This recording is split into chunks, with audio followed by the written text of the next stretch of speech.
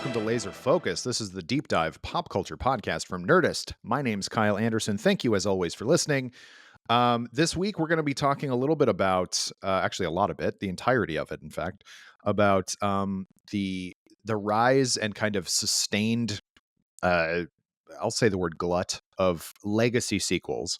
We'll get into what those mean, but it's sort of, it's actually been going on longer than you think. But it's definitely been picking up lately in terms of a sequel made to a movie that is a old favorite, and you get the cast back and things like that. Um, uh, and sometimes they will be just the name of the original movie, and we're just supposed to be led to believe that it's a sequel, or maybe it's a remake, or who knows what. But and then some of them are designed to be further down in the saga or whatever. In order to talk about that, I am joined once again by Nerdist writer and just sort of go-to guy with weird concepts for episodes. Hey, Mikey, we need an episode. All right, give me 5 minutes. I mean, it took longer than 5 minutes. But anyway, yes, Michael Walsh. Hey, man, how are you? I was worried that once you said there's a glut of these, that I might get introduced as a glut, which I don't think would be inaccurate, even if it doesn't make any sense. No. Speaking of gluts, I feel like that would have been a fair intro, but thank you for not doing it. Yeah, you're welcome. I need to figure out what I mean before I say that thing, if I'm going to say that ever. Look at this glut over here. Yeah, people are like, is that mean? Like, it sounds mean. Yeah, right. Yeah. But yeah, so we're the reason this sort of is in the zeitgeist right now is because we just had the release of Beetlejuice Beetlejuice, which has been 30, almost 40 years in the making. I was going to say 35 years, but came out in 86. So yeah, almost 40 years. And for years and years and years and years and years, there was talk of doing a sequel to Beetlejuice, and it just never happened. And so now one came out. I thought it looked terrible, and then it got pretty good reviews and made a lot of money. So I guess I'm the dummy here. I also thought it looked terrible, and I did not have high hopes for it, but I was also mostly won over by it. Well, that's good. Yeah. And so you just through, so we sort of split up the way it works, kind of, peek behind the curtain of Nerdist is that we sort of, who gets to review what is sort of based on personal preference and also availability. Because sometimes stuff will only screen ahead of time in New York and LA. So that kind of limits. Mikey is based in Boston. So if they don't screen it there before the movie comes out, that obviously makes it difficult. And it just so happened. And I think a couple of those you chose, you wanted. But you ended up reviewing a lot of the legacy sequels this year, which means that I didn't have to go see them. And so as a result, I didn't see Beetlejuice. I haven't seen Twisters. There was another one that came out this year. Oh, the Ghostbusters one, which I was never in danger of going to see. Yes, I reviewed all three of those. Yes. Yeah, exactly. So, let's just focus on those three to begin with, and then we'll get into what are some legitimately good legacy sequels that work as movies as well as legacy sequels.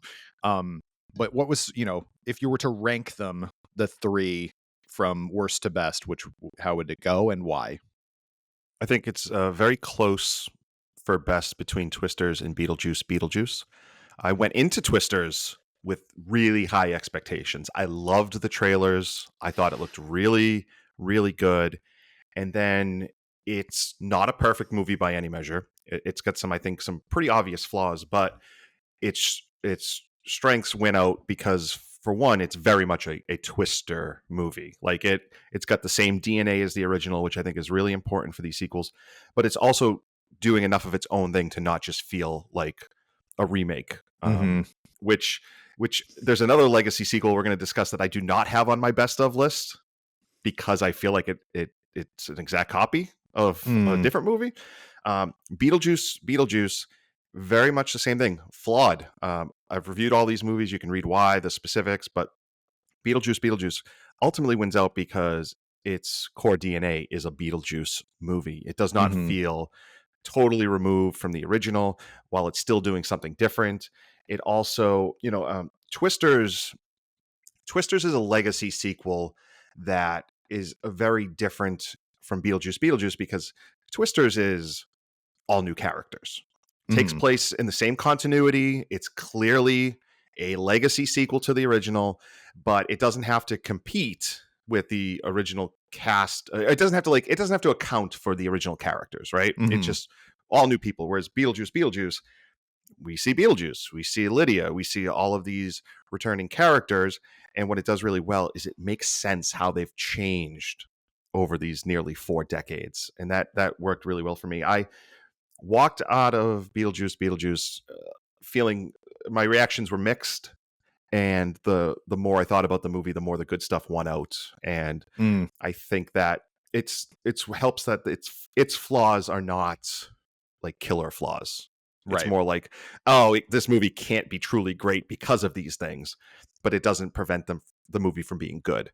Right. Um, the other one that you mentioned, Ghostbusters: Frozen Empire, that is way more of a mixed bag. It does some Yeah. stuff really well, but it does some stuff really, really poorly. I was I think a little bit generous to it at the time because I was overcorrecting to how badly I felt about Ghostbusters Afterlife, which people seem to like way more than I did. So I thought, well, maybe I'm not judging this movie on its own merits. So I tried to do that more this time. The further I get away from that movie, the more I dislike it. I would Yeah. definitely go back and give it a lower rating than I did at the time. And if people don't understand what that means, it's like we see these movies and often have to write our review instantly. Yeah. Like sometimes we see them after the embargo, so other places, maybe saw them at a festival, something like that. So ideally, we would all see a movie and have a week at Yeah. least to think about it and reflect on it. The one that haunts me the most is my review for Nope, in which I think get everything right, but then don't give it a good enough star rating. And if I had 2 more days, I would have given it a whole extra star. But I also think that Ghostbusters Frozen Empire is actually a good jumping off point for us to talk about what actually constitutes a legacy sequel, because I'm not sure it does. Because technically, it's a sequel to a legacy sequel. Right. So Ghostbusters Afterlife is definitely a legacy sequel. Right. There's no question there. That There, comes yeah, decades later. it's about the kids, well, the kid of Egon and the grandkids of Egon, like literally finding his legacy, his sort of like, Yeah. that's a huge indicator if it's children or grandchildren or whatever of the original main characters. Like that's legacy sequel all over. I didn't see Twisters, but are they like, is anybody supposed to be Helen Hunt's kid or something like that, or no? No, but they are using Dorothy in the movie. Like Oh, that Dorothy is, okay. yeah, like Dorothy has just accepted technology here, and they don't really. There are some nods, and there are story beats that are similar. They also kind of turn some of the original plot points around. Who we're rooting for, who we're rooting against, who's teaming up, stuff like that. That I think works really well. But for the most part, it's all just entirely new storm chasers doing their own thing. But they're doing it within the world where the storm chasers from 25 years ago lived and existed and gave science something new. Interesting. Okay. Well, that I kind of like. I mean, but see, that's the weird thing is like people are so remake phobic nowadays when most of these things are doing the same thing as remakes. It's like name recognition. And now all it is, well, now we're just going to get the same actors to be in it and play like old versions of themselves. And I think that like it splits the difference in a weird way. It's like you can't truly have your own fresh take on the concept because you're beholden to the original because you need to stay true to what people remember about those things. And then also you can't like, it's not just a straight up remake because those characters are in it. And so it's just like, well, what are you trying to do? And so I think that's where we run into like, can these movies like really exist on their own? Could they possibly exist on their own? And I think on our list we'll get to it, but like there's a few examples where this could exist on its own, um at least in some fashion. You don't necessarily I think the biggest indicator of this is a good legacy sequel is that it is true to all the characters and everything like that if you've seen the original, but you can watch them without having seen the originals and be completely fine. But yeah, so let's get into what actually constitutes a legacy sequel versus a remake or versus just a sequel. Yeah, so there are some generally accepted standards. One is that it has to be at least 10 years since the last movie. 10 feels a little short to me, but I doubt that really matters too much. It is also a sequel. It's not a remake. It's not remake and reboot. Those terms kind of get mixed up a lot, but a legacy sequel is it's a sequel because it has continuity with the movies that came before it. Mm. So, the gender swap Ghostbusters, for example, is not a legacy sequel because there's no continuity with the original movies. That's what we would consider like a reboot, right? They're rebooting the franchise, right? Like you turn off your computer and start it back up, start it anew. Whereas Ghostbusters Afterlife is a legacy sequel, and Frozen Empire is the sequel to the legacy sequel, stuff like that. Right. And that's kind of it. But I also feel like a legacy sequel's definition is more art than science, right? You kind of just know it when you see it. Yeah. Like, oh yeah, we're getting the band back together, right? Like we're the band's going back out on tour after 20 years. Yeah. Well, I mean, in that, I mentioned that there's a lot of them. It's been going on a lot earlier than you might think. For example, and this might fall into one of our, best legacy sequels. The Scorsese movie, The Color of Money, is technically a legacy sequel. It's definitely on my list. Great. But it was made in 1986, and it's the thing it is legacy sequelizing was The Hustler from like 1961. About pool sharks and whatnot. And it's just like, okay, that's an interesting, did it need to be a legacy sequel? Probably not. But like, hey, you got Paul Newman back as Fast Eddie Felson. Like, why wouldn't you want that? And there are other ones like that where you just kind of go, oh yeah, I guess like, a bad example, or an example of a bad one, I guess I should say, is Blues Brothers 2000. I'm not sure. Literally is getting the band back together. Are we legally allowed to mention Blues Brothers 2000? I thought there was a law or something. We had to all pretend it never happened. I had to go to court and get a special injunction in order to do that. Dispensation is the word I maybe meant to say. It's sometimes improv is hard in the morning, you guys. But yeah, so I think you're right. I think it when you see it, kind of a thing. And there are some that which maybe we can get into that where you don't necessarily know it's a legacy sequel until you see the movie. There's a couple of those. You go, wait a dang minute. But yeah, so we're going to kind of go through a list of ones that we think are legitimately good. Mikey's got a list, and he threw it to me to do all the horror movies, which is fine. So yeah, Kyle's the horror movie guy here. If you've listened to us, you know that. And also, if there are any Italian films with legacy sequels, he'll be the one to tell us. That's a good question. Yes, there are. Great. And it's a horror movie as well. All right. So what if I have a couple. Anyway. I know. I have a couple that are not going to be on my list, but I still want to address. Okay. Jumanji, Welcome to the Jungle. Sure. I would probably have it like 11th. It's just outside my top 10. So I just wanted to. It's a much better movie than it has any reason to be. I can't believe they pulled it off. Yeah, I had such a good time with that movie. I don't have this one on my list because I just don't think it's a very good movie, but it's a very, very important legacy sequel. Maybe the most important legacy sequel, The Force Awakens. I'm glad you're bringing this up because like 100% it exists as a legacy sequel. It does all the things, it has all the characters, it's got beat for beat, kind of a remake of A New Hope. Like it's all that stuff, but they were planning to make a trilogy out of it. And so they just started with a legacy sequel. And so you could say like the Last Jedi is not a legacy sequel. That's why it's not on my list, because I don't think it qualifies because it's a sequel to a legacy sequel. Right. But I think you could also say that The Rise of Skywalker is back to being a legacy sequel because it's a legacy sequel to the prequels as well as, you know what I mean? Does that make sense? Like, Yeah, well, and the thing is, this was the when I said there's a film that's not on my list because I think it's just a remake. It's The Force Awakens, which for me, the Force Awakens is just a beat for beat remake, and I don't think it's a disaster the way I think The Rise of Skywalker is a disaster. I really like the characters. I like some of what's going on, but you just look at the story and it's identical, and it just doesn't work for me. So I do not have it on my list of best legacy sequels, but it would arguably be number one on my list of most important legacy sequels. yeah. And I think that, like, you know, we obviously would never put, I mean, because it's not a good movie, but Indiana Jones and the Kingdom of the Crystal Skull, like that is a legacy sequel that predates obviously the Force Awakens.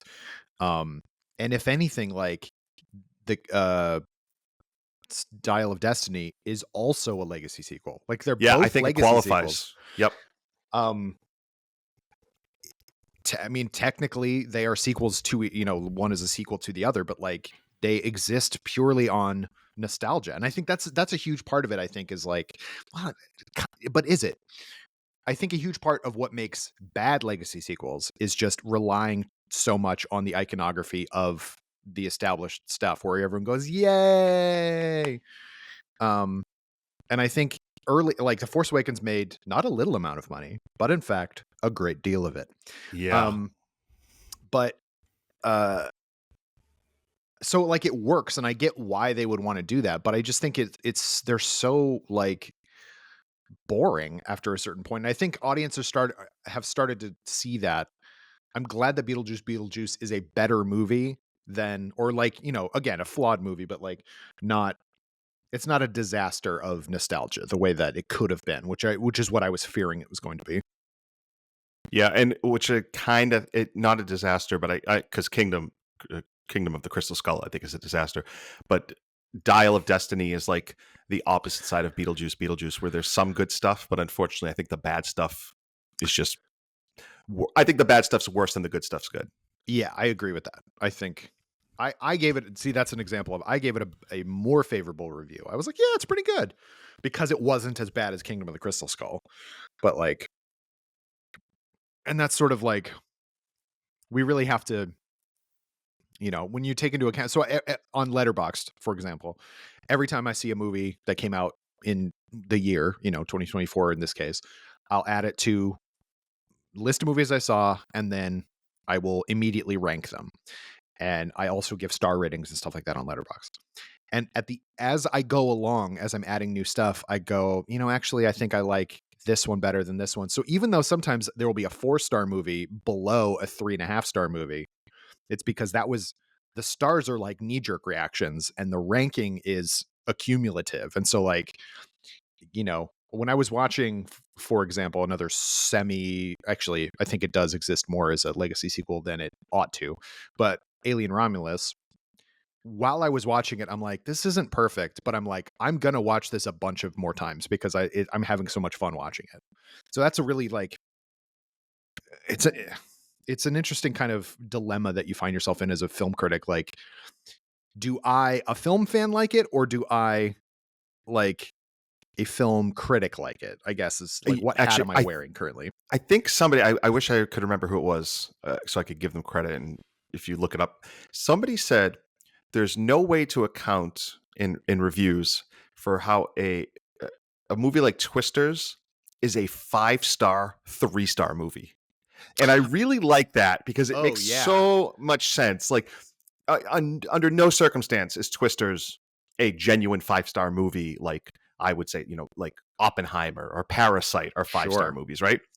But it's the best version of a 3-star movie. And that if that either makes perfect sense to you or it doesn't, but I think that's what you're kind of getting at here, which is like Yeah, we have to give, you know, people want, you know, some sort of rating so they can say, oh well, I'm not going to spend my money if this is a 2.5-star movie, or I'm definitely going to go see a 4-star. You know, we use at Nerdist, we use a 5-star system, which complicates everything sometimes, I think. But the like you said, there's a little bit more art than science to this, and that's why I recommend actually reading the reviews as opposed to just looking at the number, because Yeah, the number is capturing something very different from what the actual reviews are expressing. And I'm not just saying that because we write them and want people to read them. I'm sure. just saying there's more nuance there, and you'll also get the specifics of, hey, I said that this movie has a bunch of flaws, but I ultimately like it. Let me explain why, and then you'll be able to better judge if a movie is for you by reading than just looking at a number that out of context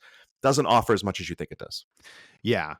There's also sort of I saw somebody else at some point say like I forget the movie in question, but it's like it's a 10 out of 10 movie. It's not a 10 out of 10 film. And it's like, okay, I kind of get that, but I like your one better. It's a 5-star, 3-star movie. Um like how much does it clear what it's going for? What type of movie is it? Who is the target audience? Like whenever I review a kids movie, a family movie, I always am like, am I the target audience for this? Probably not. But hey, here we go. It's pretty good for what it is, or I liked it fine, or that kind of thing. I think one of the the Ninja Turtles movies, the live action monstrosities, which I don't think are very good. I was in a screening room with children and they were having a great time. So it's like clearly it's working for the target audience. I just don't like it, and I need to be cognizant of that. And everyone needs to. And also, like, please be aware that Rotten Tomatoes is literally just an aggregator of whether somebody gave like the number of negative reviews and number of positive reviews. It has no bearing on how good a movie actually is. It's literally like you might have liked a movie and I might have hated a movie, but I'm the one who got to review it. Like it's And not only that, and I'm not as anti Rotten Tomatoes as a lot of people. yeah. But I think that's because I recognize its inherent limits.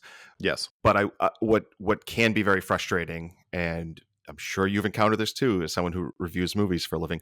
Sometimes you give a review and you go and you see that Rotten Tomatoes has included it, and they get it completely wrong. Yes. Like you base. I think maybe it was The Flash that I gave a 2.5 out of 5 stars, and I think they listed my review as positive. It's like absolutely under no circumstances is a 50% a positive review. And if you read this, you'll see. I don't think that's anybody acting with malice or anything. I think it's just there's hundreds of reviews to go through, and you're looking at them very quickly and trying to get a general idea. But that's another reason to read the actual reviews and don't just look at a number, including a Rotten Tomatoes score or a Metacritic score, or anything like that. I don't think they are useless. I just think they aren't as useful as some people would like them to be. Yeah, it's not a be all end all. It's just a good indicator of uh I won't even say quality, but just like reaction. It's all it is. I This is a completely different topic, but you can like crappy movies and you can hate good movies. That what you like is not necessarily an indication of good or bad. There, I've said it.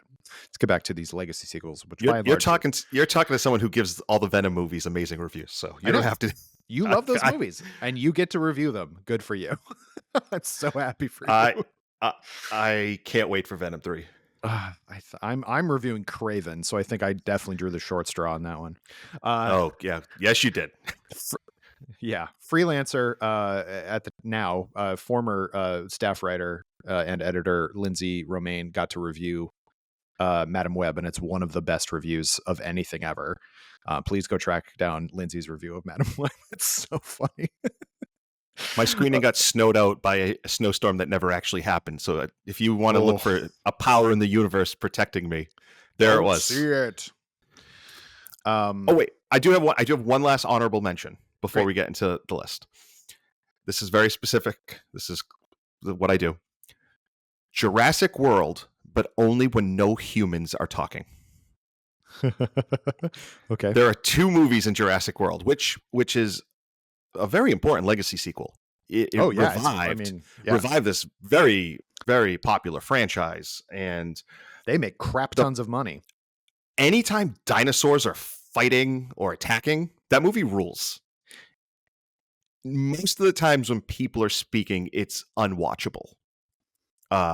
Even its 2 stars, who I think are pretty good, have some terrible dialogue that they have to get through. It's got some I don't like to badmouth young performers, but I don't think that movie does its young performers any favors. No. Um, it also just has some really stupid plot points and stuff like that. But if we could just take out all the dialogue and watch dinosaurs running through this amusement park, that would be on this list. Yeah, I get that. I think that makes perfect sense. They really steered into the legacy sequel of the whole thing with the third one, because they were like, we got to bring back the old cast again, and even that, it's just like, what are you doing? I don't get it. Yeah, so I think I want to start with talking about the franchise that maybe has the most legacy sequels. They just keep trying to do it over and over again, and that's the Halloween series.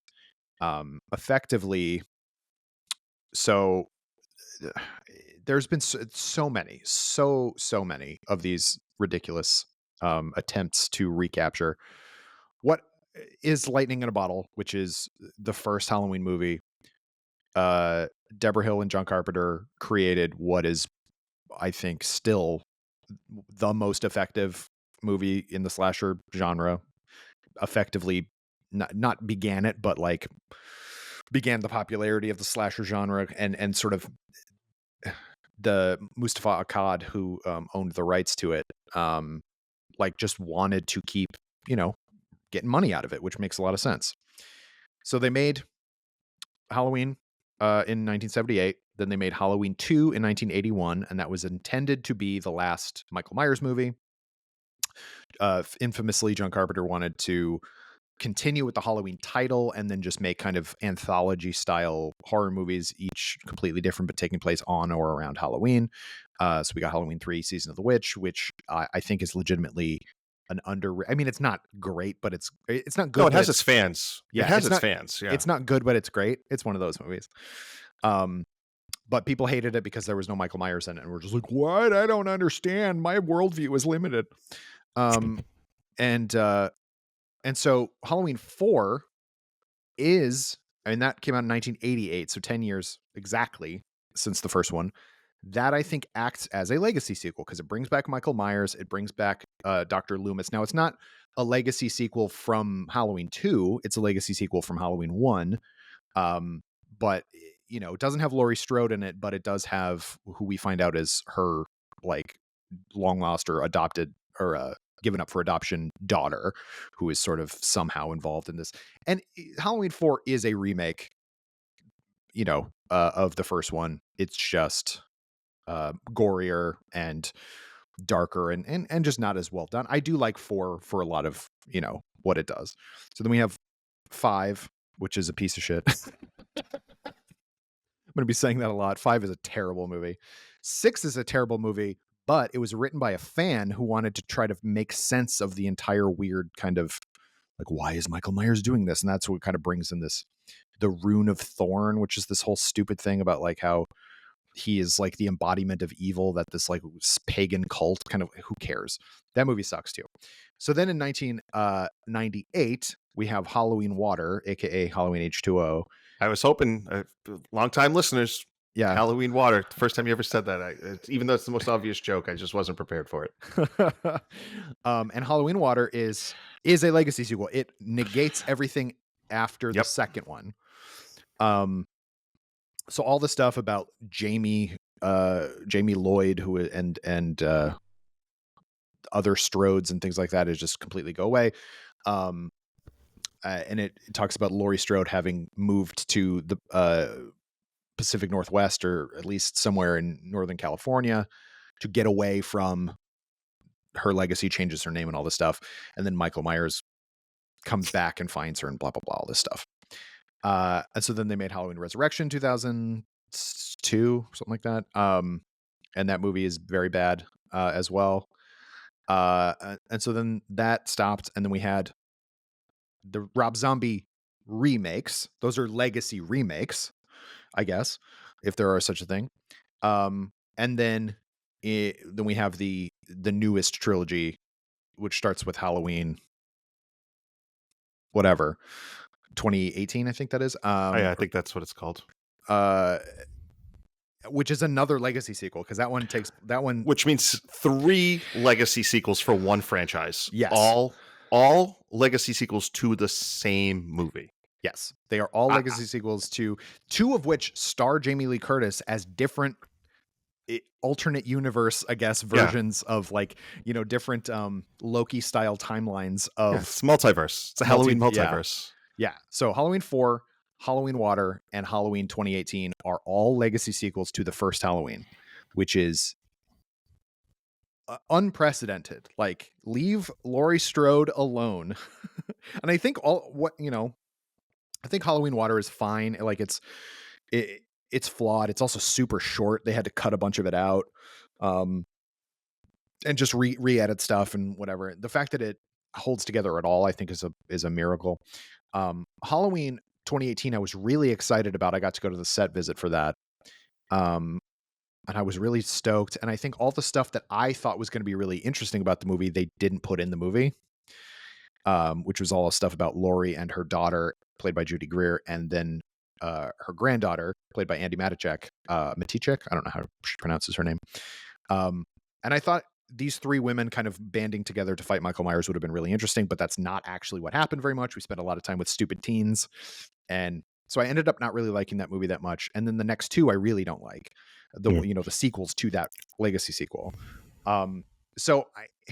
It's an amazing franchise in that I have seen all of them. I like two of the movies in it, like fully, which is 1 and 3. I like those movies. 4 and Water, I think, are decent. Actually, 2 as well. 2 is not as good, even close to the first movie, but and yet there's 12 movies in it. So it's a wild franchise that cannot escape. And I think that's the hallmark of these kind of movies where they're just like, everybody likes Laurie Strode, let's keep bringing back Jamie Lee Curtis, and it's just like, this poor woman cannot, because she's died multiple times. She died in Halloween Resurrection, and she died off screen before Halloween 4. She died in Halloween Resurrection, and I don't think she dies in Halloween Ends, but I don't remember. But anyway, horror movies do this a lot, where they try to like justify more movies. And you could say that, I'll just mention it briefly, but I think Freddy versus Jason exists as a legacy sequel to both of those franchises. Oh, that's interesting. Now, this is one of those things when we're done recording, I'm just going to spend the rest of the day rolling around in my head if it weren't for my horse.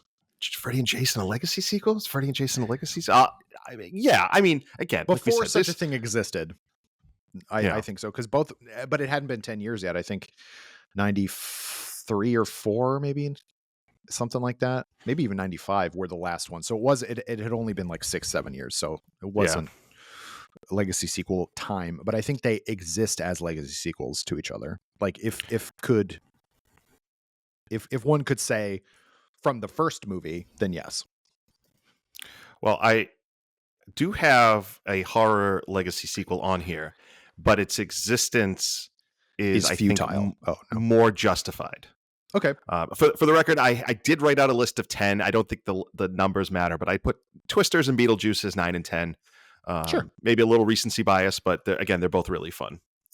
But at number 8, I put Dr. Sleep. I was hoping a legacy sequel to The Shining, which came about because Stephen King wrote a legacy novel sequel to The Shining.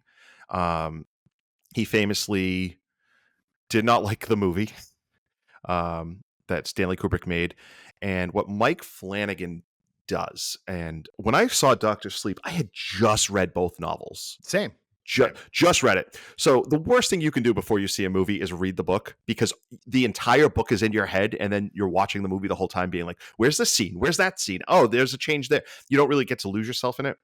But with time, I've really come to appreciate Dr. Sleep, especially because what Mike Flanagan does is kind of amazing. He manages to make a movie that works as a sequel to both The Shining and as a faithful adaptation to the book, which is a sequel to a different story that Stephen King wrote. Like, there are major differences meaningful differences between Stephen King's novel and Stanley Kubrick's movie. And Mike Flanagan walks this line where he's making a sequel to both the book version and the movie version. It's really impressive. I kind of wish that he could just, like, somebody would just, I think he's at Prime Video now, just say, like, okay, after you do the Dark Tower series, if you want to take 30 episodes to adapt Stephen King's The Shining and Stephen King's Doctor Sleep, because I would love to see more faithful adaptations, but that doesn't change how good his Doctor Sleep is, which is Yeah. really, really engrossing. I mean, and it's such an audacious move to be like, I am going to, well, because obviously he's the Stephen King adapter. Like, people obviously had done it for years and years before, and there's been some decent ones in the past. I think The Dead Zone is a really good adaptation. It's a really good movie on its own, from the early '80s, and I think there's been very good adaptations of the books into very good movies. Kind of diminishing returns into the '90s when they were doing so many TV movies and kind of things like that. Um, but and the first I think is a really good movie. I think the second one suffers from the fact that it's not part of the first one. Does that make sense? Like, I like It Chapter 2 more than most people, but I do think that it's really funny that they keep talking about how this guy can't figure out how to write good endings, and then that movie just ends with them bullying the supernatural demon yeah, into submission. Literally, the theme of that movie is bullying works. yeah. I don't know how to feel about that. But yes, but Mike Flanagan, huge Stephen King fan, wrote and directed an adaptation of Gerald's Game, which for many people, it's literally a woman stuck chained to a bed, and she loses her mind essentially, like, as she tried to figure out a way to not die because she's in the middle of nowhere. Like, that should not work as a movie, and I think it's excellent as a movie. Um, he did another one, and now I can't think of it off the top of my head, but I think if anybody can adapt these things, and Midnight Mass is very much a spiritual kind of adaptation Yes, absolutely. of the Stephen King kind of universe. There's a bit of Salem's Lot. Even takes place in Maine. Yeah, exactly. So it feels very much of a piece, and obviously he's going to do the Dark Tower. So when he said, "I'm going to make Doctor Sleep into a movie," you kind of go, "Okay," but what do you do? Because the movie is or the book is an adaptation of the book, or the book is a sequel to the original book, not the movie at all. The whole ending is different. Like, Yep. at the end of the book, spoilers, I guess, for a 40-year-old, 50-year-old book. How old is that book? Yeah, it's long enough that we can spoil the end of the Shining novel. Yes. The Overlook, it blows up. It explodes. It goes up in a fireball along with Jack Torrance. And it's much more, like a treatise on mental health and alcoholism and just like all sorts of inherited trauma, like that kind of thing, which the movie doesn't. Movie just like steers hard into supernatural kind of stuff, which But the TV miniseries did get into all of that. It's true. And which I love that. I love that miniseries. Super flawed, and I just absolutely adore it with Steven Weber. Filmed in Estes Park, Colorado. I grew up in Colorado, and my grandparents drove us up to Estes Park while they were filming. And we couldn't go inside or anything like that. But that's the Stanley Hotel is famously like where Stephen King went when he got the idea for The Shining. They purport, like, you can stay there now, and I stayed there for the press junket for Dr. Sleep. And it's like, go on a ghost tour of the Stanley Hotel. The Stanley Hotel is not haunted. It never was haunted, but because of the Shining and the connotation thereof, they kind of really steer into it. It's ridiculous. Do you think it's possible the ghosts were just on their best behavior because of all the press? No. They like did fake stuff to try to. No, I'm saying the real ghosts. The real ghosts. Like, do I think the real ghosts I on don't. Their best behavior? They were just. That would necessitate ghosts to exist, which they don't. Hey, what am I? A skeptic? I'm a real Dana Scully over here. Anyway, I'm with you. I don't believe in any of that stuff. Whatever. But Flanagan. So anyway, my main point. Flanagan goes, I love this book. I love that book, but I also love the movie The Shining, because how do you not love Kubrick going out of his mind, making this huge movie about people, three people stuck in a hotel. Like, and that is what everyone thinks of as The Shining. So like you can't do a sequel to the book The Shining without also doing a sequel to the movie The Shining, because people will go, wait, what happened? And so he really steers into it. He get, Carl Lumley basically is Scatman Crothers, and like oh, what's her name? Alex Esso, who's in a bunch of his stuff, does a phenomenal impression of Shelley Duvall. Like it, she's only in a couple flashback scenes, but like such a good at, and spoilers, Jack does show up, and it's played by another Mike Flanagan regular, and it's just like that is rad. And so like Henry Thomas, who is so good in that scene.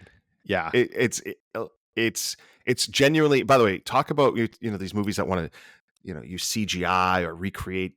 Like this movie just recast two of arguably the most famous characters in horror movie history, and by just casting really talented people, it totally works. yeah, It doesn't. You're not being taken out of it because somebody got Jack Nicholson de-aged or right, something like that. Just nope. In fact, if anything, it makes you appreciate it more. It's like, wow, look at how good this guy is. Look at how good they did this. yeah, really amazing, really truly great. So I got to interview Mike Flanagan around Dr. Sleep coming out, and I too had just read the books, and like, so he went into the archives or wherever, the Kubrick archives, found all of the blueprints for the set of the Overlook Hotel that they made, and just did that. And if you know anything about the creation of that movie's set, infamously, nothing makes any sense on purpose. Yeah. Like you're not supposed to get a good layout of the geography of the Overlook Hotel because it's supposed to be unsettling. And so like it's impossible. It's impossible. It's an impossible space. And so they rebuilt this impossible space from scratch perfectly to evoke that whole scenario. But Dr. Sleep is not about, it's about Danny Torrance basically using it's kind of a weirdly like X-Men type of book where there's like he goes and tries to help this little girl who has the Shining, because there's this like group of energy vampires who go and kill people with the Shining and suck the Shining out of them. It's a really strange concept. It's good. It's so good. It's really great. But so there's this whole bit in the book where like the girl is in the womb when during the 9/11 attacks, and like, or is she just in the cradle? I can't remember now. But she's an infant, like at the very most. And kind of somehow we were meant to believe that she like foresaw it, but like couldn't say anything about it because she was a baby or whatever like that. That is a very strange part of that book. And so what my opening question to Mike Flanagan was, so like, you obviously, had to do all this stuff. And I was like, so what about all that 9/11 stuff? Why'd you cut that out? He just kind of laughed because I said it like that, all weird and fey like that. But anyway, I think Dr. Sleep is much better. It should have made a lot more money than it did, I think is what I'm at. And I do think, and we're going to talk about this later with what I think is one of the two best legacy sequels ever. Yeah. I really do think sometimes these studios are just messing up by not re-releasing the original 3 months before. Yeah. Like you can't assume, Beetlejuice is having a huge box office, but I think that's because Beetlejuice never stopped being on TV. Yeah, like absolutely. People just never stopped watching. It was always on. That's probably why I've seen it a million times. It's probably why it's one of my favorite movies ever. I don't think a lot of people 25 and under had really seen The Shining, and they just take for granted that that's how it used to work. We grew up in a time where we saw everything that our parents had seen because eventually it would be on TV. Yes. Or, like there was only so many things to watch. And now nobody has to watch anything that came before them. And a lot of people don't. So I think that Dr. Sleep really needed like The Shining to be re-released as this big thing, 4 months before. But hopefully with time, more people will come to it. Yeah. Yeah, I would agree with that. I also think so in the vein of horror movies and other things of that nature. This one's sort of an interesting one because it definitely counts. But It's arguable that it's just a movie, or it's just a movie in the vein, and we can kind of have a point of order whether legacy prequels count, because those are things that people do quite a bit as well. Um, but this one, of course, is 2022's Prey, which is a prequel to Predator, but also a sequel to Predator 2, or a prequel to Predator. It's an interesting sort of concept there. So I have this here because I not because I was going to put it on the list, but just to talk about it. If you look at the films in the Predator franchise, what are the years? Let's see. I want to make sure I get this right. 87, So, yep, 90. 87, 90, and then 2010 is Predators. Yeah. So Predators does count, I think, and yet it doesn't feel like it should, right? Like, I mean, I can't really argue against it. You And know what? And I think that's a much better movie than I think anybody, because I watched them all in the lead up to Prey. It's just like Aliens, although Aliens is maybe a messier franchise, but because Predator had such a huge gap between Predator 2 and Predators, uh, and people were like, wait, another Predator movie? And it was pre the time when that kind of stuff happened. There's no, other than the Predator itself, there's no kind of connective tissue.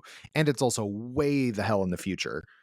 Um, it sort of threads the line. Like, is this a prequel, or is this a sequel, or is it just another one? Does that make sense? yeah, Like, it's hard to yeah, say. and that's why. I mean, it's also not like it's got fans, but it's also not like the best reviewed movie either. No. But that's kind of why I don't think Prey counts, because you get Predators in 2010, you get The Predator in 2018, and then you get Prey in 2022.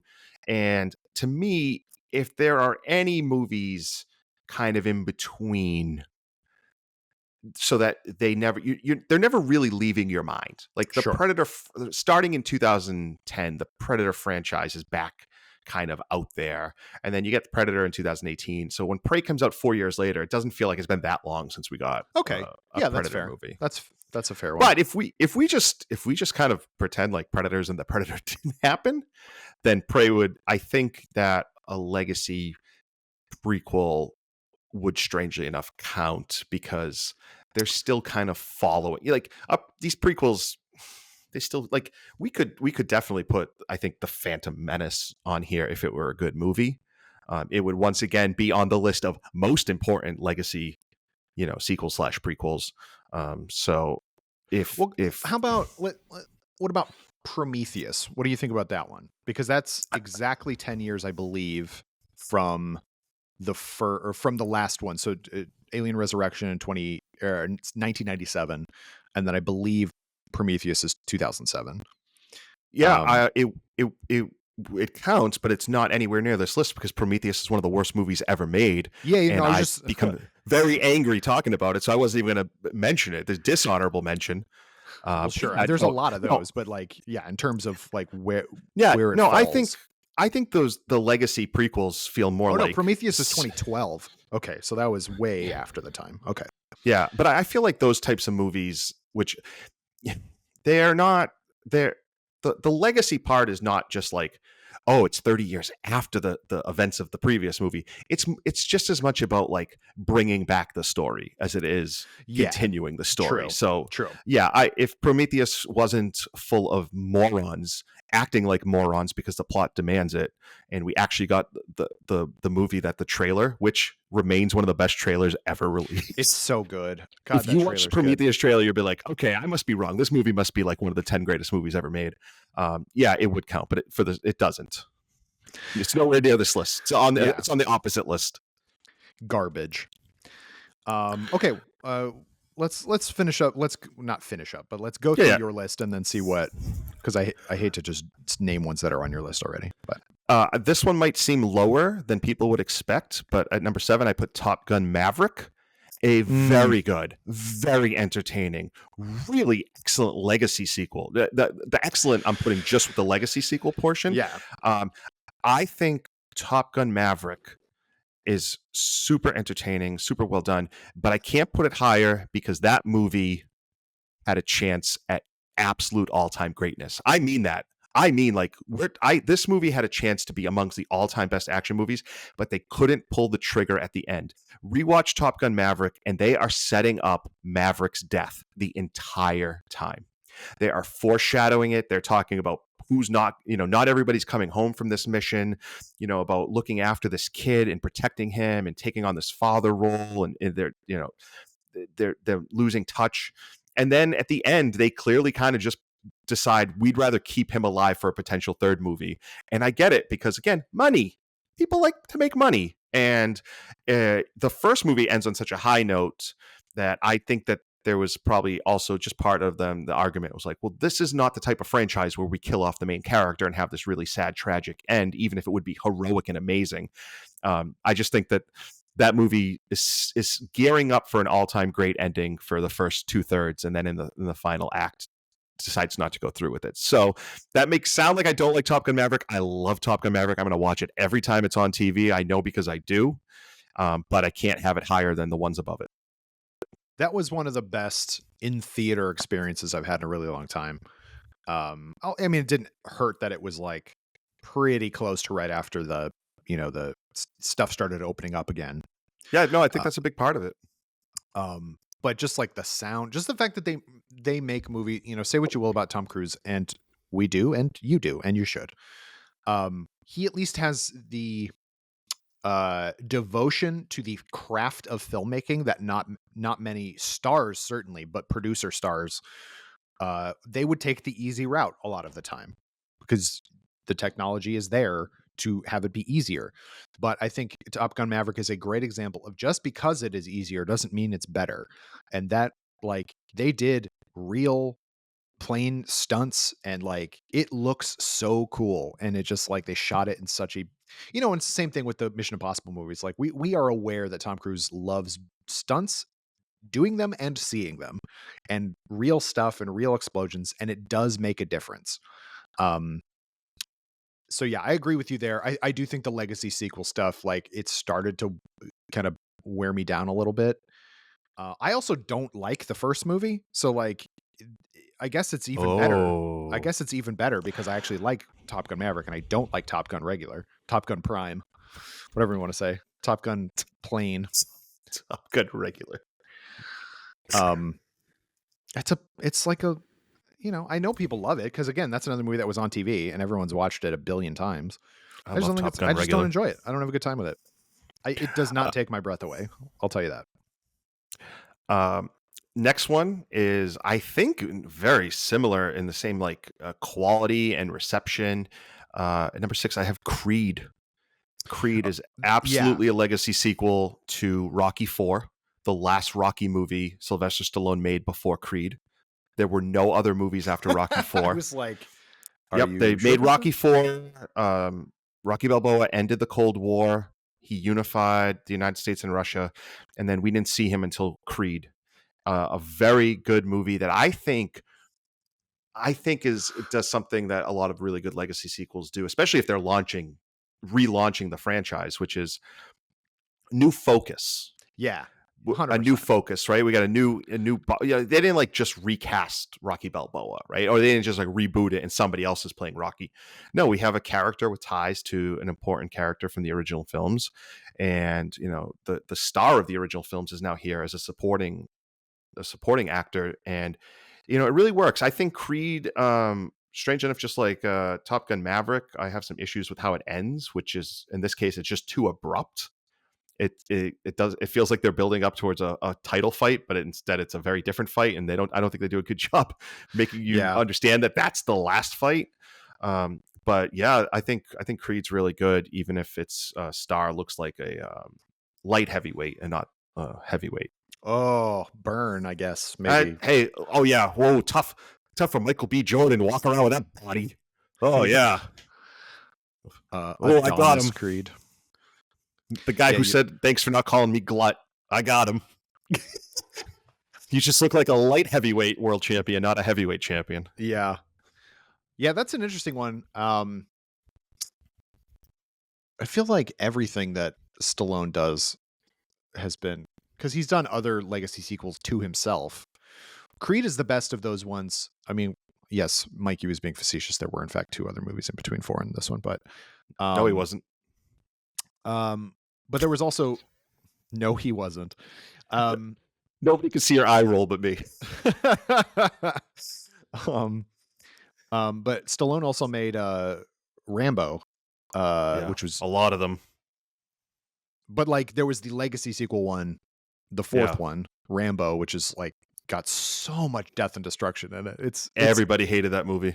It's not good. I mean, at all. But like, and then I think Stallone was annoyed. I think after because he got an Oscar nomination for Creed, didn't he? Or am I? Yeah, people thought he was going to win. And then obviously he didn't. And then he was annoyed, I think, because they kept making Creed movies that he wasn't good. They didn't want Rocky to be in, and so he, whatever. He's like, that's him being annoyed. So yeah, I think that one is the best concept, and also do that. That's what I want from a legacy sequel. Is like you can have people come back, but let's move on from them. Like you can do different things in that universe or in that storyline or whatever. You don't need to be beholden to all the same characters over and over and over again.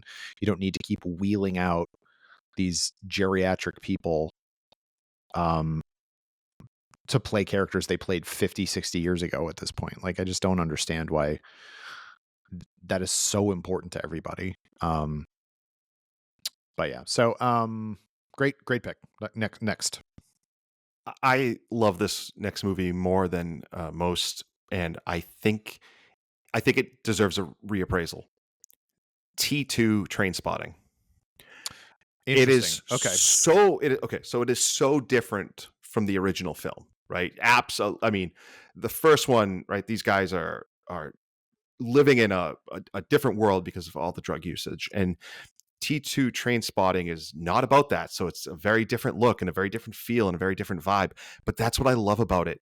It is all these decades later, these people that we knew as young, totally reckless kids who had no concept of just how vulnerable they were, come back and we see what kind of like life has done to take off those rough edges, good and bad, but also in the ways they can't let go of what they perceive was their better life, right? It's like, it's about nostalgia, but it's also about relationships. It's about how we change and how we don't.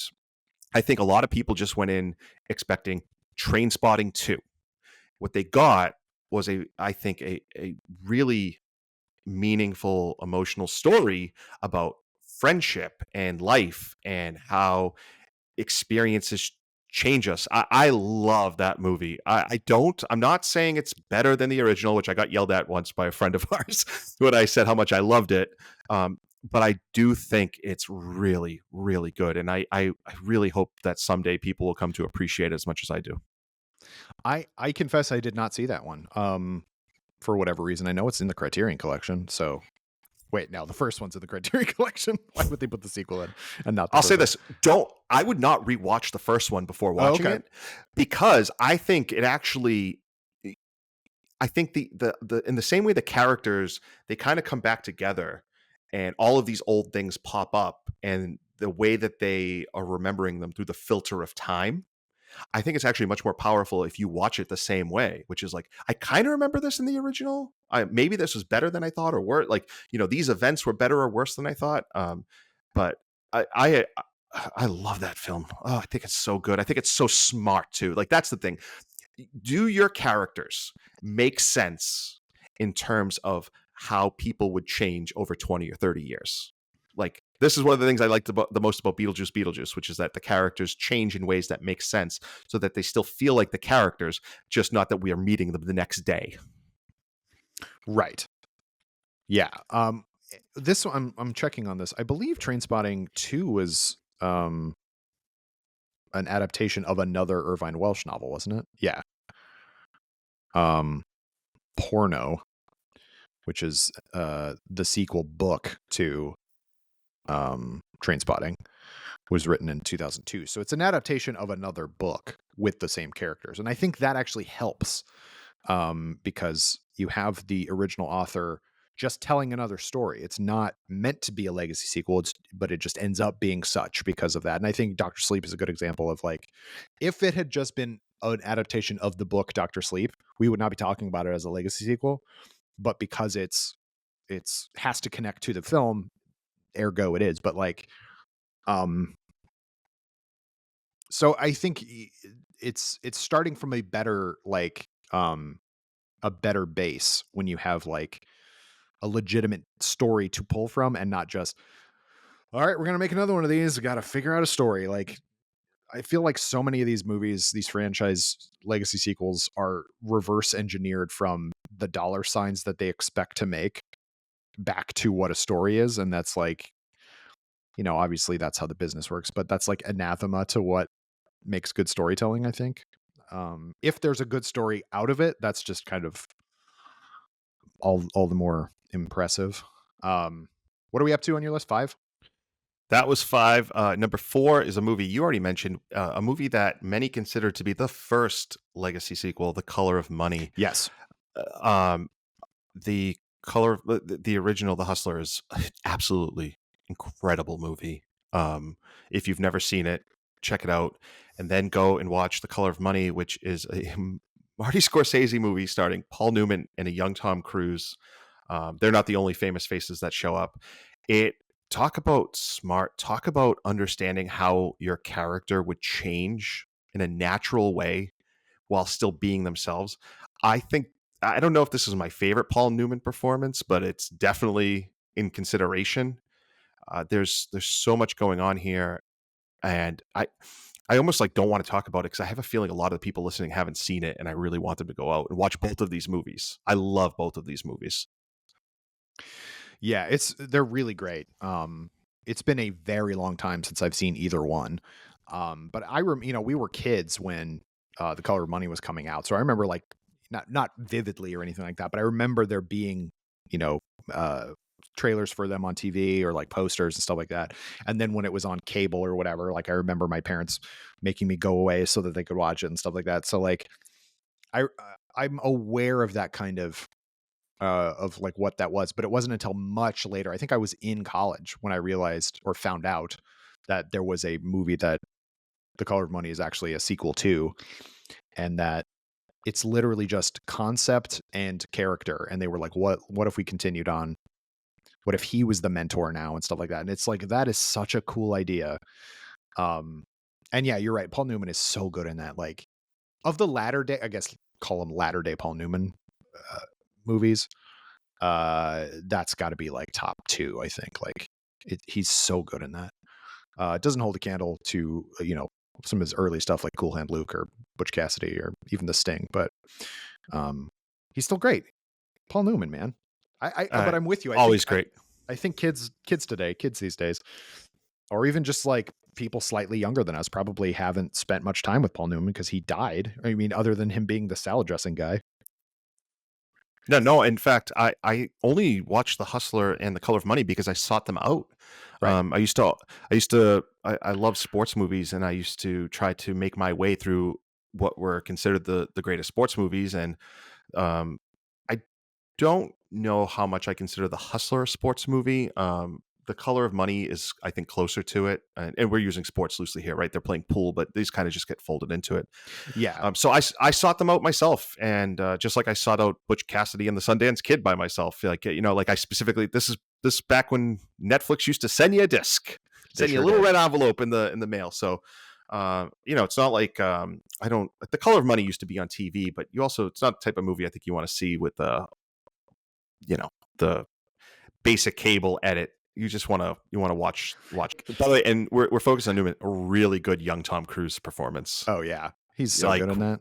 It's like it's kind of like, it's funny because this movie, just led by maybe the greatest American director ever, doing a legacy sequel, creating a legacy sequel, features Paul Newman. I'm going to say, I'll be a little bit more direct. You were more diplomatic. Old Paul Newman. It really feels like Paul Newman. There's 2 categories: young Paul Newman and then old. This is kind of where I think we get old Paul Newman, the actor. So you get old Paul Newman and young Tom Cruise crisscrossing at these really interesting points in their career, and they are so good together. highly recommend if you are a fan of either of them, both the director or just good movies in general. Yes. Or Pool. All right. So that was number 4. Number 3. And if you don't say one of these, if one of these ones are not the movie that I think should be number 1, I'm going to be very mad. Kyle, So please. just so you know, anybody who's ever listened to us talk about movies already knows what number 1 is. So don't worry. I'm trying to add suspense. Yeah. I promise you are not expecting number 3. Okay, let's I have this number 3. Bill and Ted Face the Music. You know what? I won't say I was expecting you to put it on this list. Certainly not at number 3, but I'm not surprised that you would put it on the list, I guess is what I should say. I did not. I think when you have two characters like Bill and Ted who are almost cartoonishly stupid, right? Like lovable, but that's like their big appeal in the first 2 movies is that they're lovable, but they're kind of dumb. Mm-hmm. To bring them back as grown-ups and see them as dads, that was a really, really tall order to make it work. And not only does it work, they're awesome in this movie. It is a Bill and Ted movie in every way, and yet it's different from the first 2. It stands on its own as its own thing. It's got the right amount of deference for the original films. You know, like there are legacy sequels that will force in references and Easter eggs that just they're so bad that they make you cringe.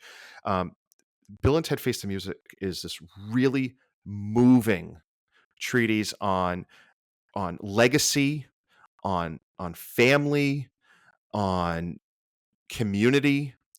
I was blown away by Bill and Ted Face the Music, and I know that might sound ridiculous about a film that features those 2 characters, but I stand by it. I think that with more time, Bill and Ted Face the Music is only going to grow in esteem. And maybe this is really the hottest of takes, but I think it might be the best of the 3 movies. I know love the first. Just so people know, I love the first 2. Love them. I absolutely. In fact, I like Bogus Journey is it's like one of my favorite films because it's so weird in the best ways. But Bill and Ted Face the Music is trying to do something very different from the first 2. And I think it manages to have all of the fun and all of the silliness while also just being really emotional in the best ways. Interesting. Yeah, that was another one that obviously it came out during the pandemic. That was one that like they showed it at drive-ins, like they reopened several drive-ins. That's where I saw it. Like that. Yeah, I saw it at a drive-in. And I think that's like such. I've not revisited it since then. Mostly because like there's a lot of those movies that came out during that period of time. I'm like, they're kind of like chronolocked in my brain of like this is a pandemic era thing, and I don't go back to those, and it's a weird thing on me, but I should give it another shake because like it was clearly made out of love, and it wasn't a cash grab, not least because it didn't make very much money, but it wasn't soulless in its attempt to. No, that's a perfect because it's soulful. It's yes. like you're right. Yes. It comes from a place of love. It's not about a lot of these legacy sequels, as we've talked about, right? They just relaunch the franchise, right? They turn into trilogies, or they turn into reboots or remakes. This was made to finish the story. Right. I think there's been some whispers about potentially doing a 4th one. I think that might just come from the fact they had so much fun doing it. Yeah. But they did not go into this being like, oh, let's bring back Bill and Ted. It was like, no, we want to say goodbye to these characters because we love them and we think we have something to say. And they did. We talk about, kind of judging movies on their own merit. I think it's the best possible version of that kind of movie. Mm-hmm. Yes. And as a legacy sequel itself, it's just like, I don't know what, if you're like me and you love Bill and Ted, I actually don't know what more you could want from a goodbye. Yeah, no, totally. I was left completely satisfied with it. I think, which is tough, I think, for any kind of movie, especially a legacy sequel. All right. Number 2. And I want to just reiterate that if one of these next 2 is not the movie I think should be number 1, yes, I'm going to be very mad. Before I give you two, I just want everyone to know, if you are curious why I am not bringing up a certain legacy sequel from a very famous franchise, it's because I either don't like that movie or I haven't seen it, and I'm not going to tell you which ones are which. Sure. Unless I reviewed it already, like I can't hide it. You could. I don't like the Matrix Resurrections. Yeah, Maybe I didn't we've even already review. talked Yeah, about it. yeah. So I'm just saying, like, that's not here. Some other movies aren't here because I don't like them either, or I haven't seen them. Yeah, go Uh, back and listen to episode, I forget what it was, almost a year ago now. We did a whole episode, Ty and Allie and I, about the Scream franchise, and I detest Scream 5 and Scream 6. I think they're terrible, which you can hear all about if you go back and listen to that. So anyway, number 2. Number two, and this is once again, what a testament to number one that this is only number two. Blade Runner 2049. Yeah, I assumed this was going to be your number 2. Um, I cannot believe this movie exists. And what I mean by that is it is this giant sci-fi blockbuster, this big budget movie that somebody described it as like the most expensive indie film ever made. And I think 100%. that really captures it. It is like the complete opposite of what you would expect this type of movie to be from a studio putting these kind of resources and dollars into something. I'm not saying that it's like it's not that it's like anti-audience. It's definitely not. I think that this is an stunning, stunning movie in every way, visually, acting, the script, the ideas. Like this is we haven't talked, I think, a lot about Legacy sequel in terms of like what new things do you have to say in these worlds? Blade Runner 2049 has new things to say in this world. And this did not do well at the theaters, and that No. drives me nuts because I want more of these types of movies. And in fairness to Warner Brothers, they let Denis Villeneuve come back and make these big expensive Dune movies that also seem sort of like anti blockbuster, right? Like just in terms of like they don't seem like they're necessarily going to have mass appeal, but the Dune movies did have mass appeal. I Yeah. think what really hurt Blade Runner 2049, which takes an hour and like 10 minutes to bring Harrison Ford back. It's Yeah, great. yeah. Like he's Yeah. a very small part of the movie, but he's a meaningful part. They went into this apparently thinking a lot of people had seen the original Blade Runner because it was a cult classic. They hadn't. I don't think anybody under 25 saw Blade Runner. So why were they going to go see this legacy sequel, Blade Runner 2049, which looked so atmospheric and ethereal and a little strange? Like, even if you watch the trailers, like, it's like, this is strange, right? If you didn't already know the world of Blade Runner, you had no in to this film.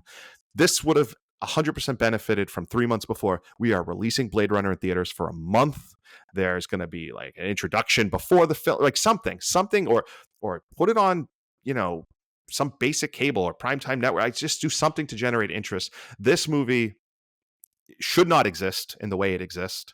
They let an auteur have all the money to make the film he wanted to make, and he made this incredible piece of art that just didn't land. But that does not mean it is not one of the absolute best legacy sequels ever made. It is. Yeah, I could not love Blade Runner 2049 more. I was so excited to go see it. I went and saw it. I screened it. I'm pointing, which means nothing to either you, the listener, or you, Mikey, because you are not here. But here in Burbank, I'm pointing to where I went and saw it, which is at the Dolby screening room, which has a big, huge screen. Not IMAX size, but very large for the size of the room. It also has like perfect, pristine laser projection and obviously huge, enormous sound. So I was in the perfect environment for it. I was already excited to go see it. So what you said about people not seeing Blade Runner is really interesting because it feels like, oh, it's a cult classic, but it's a cult classic among sci-fi fans. And it's also a cult classic that flopped initially. That's what makes it a cult classic. Like, so the fact that they gave this much money to a sequel, 40 years later, to a movie that didn't make money back then. Like, it flopped and they had to recut it and all this stuff. I think is such a weird testament to, I guess, like the power of legacy sequels and like, let's get Harrison Ford back. Ridley Scott was producer on it. He infamously said the movie was too long. I disagree. Give me another 2 hours of that movie. Like, I never want to leave that version of events. But it does the thing that I think makes is I think so rare in the legacy sequel space or just the sequel space, in that it made the first one retroactively better. I think the first Blade Runner is a work of conceptual and visual and, you know, auditory, because the music is amazing, art. I think it's fantastic. As a story, it is bare bones. Like Yeah, I was gonna say, what story? There's not much there. yeah. Your hero sucks, like in terms of like being a guy, like a heroic character. The only people he actually succeeds in putting down are the two women. That doesn't look well on him or anybody. Um, he is particularly not nice to what's her face, Sean Young's character. What is her name in that? Rachel, Rachel. Thank is you. it Rachel? Right. Yeah. But the ideas behind it, like I guess the awe that it inspired in a lot of people, the people who did go see it, futurism and like Sid Mead style of concept art and everything like that. Like, it is so important to that kind of, cyberpunk aesthetic. Without it, there is no cyberpunk. I don't, like in terms of visuals, like I obviously know that like Necromancer and other, not Necromancer, what is it called? Oh, geez, I'm doing bad today. What is William Gibson's book series called? Oh, Neuromancer. It's there you go. Neuromancer. There you go. I didn't look it up, everyone. It came to me. But anyway, so there was all that stuff, and I think that like, but the very fact that like, 2019 New York, or not New York, Los Angeles is, half American and half like Asian inspired. Like, that is, people took that in so many different directions for cyberpunk, just all sorts of stuff. And like, the Chinese and Japanese empires sort of like glommed onto America and everything like that in a really fascinating way. And it also like is testament to, if you watch Prometheus, I think, Ridley Scott clearly doesn't actually care that much about the Alien friend. I mean, he likes it. He likes that he's a part of it. He was much more interested in the Blade Runner stuff. And so that's why the only good to great stuff in either of his prequel Alien movies are the stuff with David, which is the replicant stuff. like they're androids, but it's basically the replicants and stuff like that. It's the stuff he found interesting. Yeah, and it's a beautiful movie. It's, Roger Deakins' cinematography in it deserves more Oscars. Like, let's invent more Oscars to give to him for that. I mean, just the Vegas stuff. Yeah. Just the Vegas stuff alone is some of the best cinematography you'll ever see in a movie. And I think it's low key one of Ryan Gosling's best performances. Like, as a member of Nerdist Slack, you know that I am the captain of the boat that Ryan Gosling is the best living actor. And this is one of his best performances. I also think it's one of the best later career Harrison Ford performances. 100%. He is not.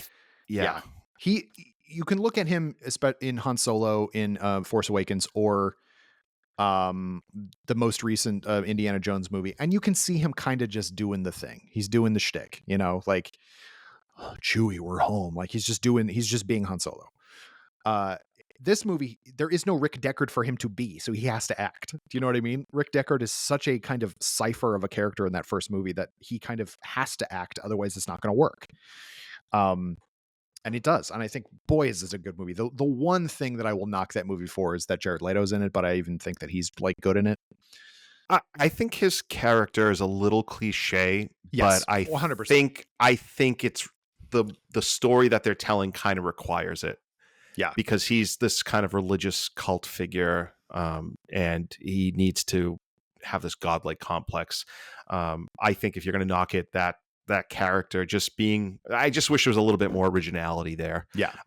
But I think it's genuinely kind of like a big budget masterpiece. And I walked, that movie ended, I was like, I cannot believe they let him make that movie. And I mean that in the best way. So.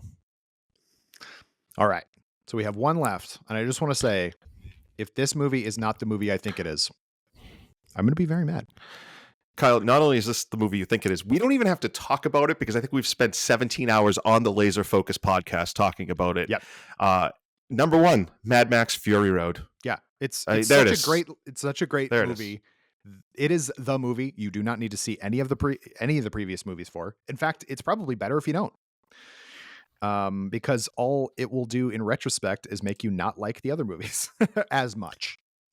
I think the I Road Warrior is still fun, but I mean, we did an we entire did a whole episode about it. podcast Yeah, we on did a whole the Mad episode. Max movies. Go listen to it. You'll hear us absolutely geeking out. Kyle and I have been talking about our love for this movie since it came out. It comes up all the time. We've probably said everything we can about it, except just keep rewatching it every time it's on, and you'll pick up. It's incredible to still be picking up things this many viewings in, but I do. Yeah, it's incredible. And you know, when I was saying earlier about like my movie ranking list, I kind of think Furiosa is dropping the more other stuff I see. I think it's a solidly good movie, but it does not hold a candle to Fury Road, which I think it's lightning in a bottle that is contained within lightning in a bottle. Does that make sense? Like Totally. They somehow made a lightning storm within the bottle and then contained that in a bottle. It's perfect. It's a perfect movie. It's perfect. Blade Runner 2049 is a almost perfect movie, but Mad Max Fury Road is a perfect movie. Yes, one of the most perfect movies ever made. Yeah. In order to form a more perfect movie. Anyway, more human than human was the line from Blade Runner, of course, and then it became the title of a White Zombie song, and Rob Zombie directed the Halloween remakes, which are bad. Did I tie anything together? No. Who cares? Great list. Good stuff. I think those are maybe not the one like honorable mention that I didn't say because I didn't know if you were going to say it or not. That I think, again, it was pre them doing this a lot, but I would say Tron Legacy kind of is on there. Literally a legacy sequel. It's in the name. I don't think Tron 1 is particularly good. Like I think it, especially nowadays, you're kind of like, okay, you know, but it was a showcase for special it's interesting. effects. I think it's still movie. interesting, and I'll take interesting over well done boring. Like, you know, like oh yeah, for movies sure. that was I did wonder if I could preemptively put on Gladiator 2. I did have that written down, preemptively. Gladiator 2. The original Gladiator is one of my favorite movies, and I wanted nothing to do with this legacy sequel until the first trailer came out, and then I was just pushing all my chips into the middle of the table.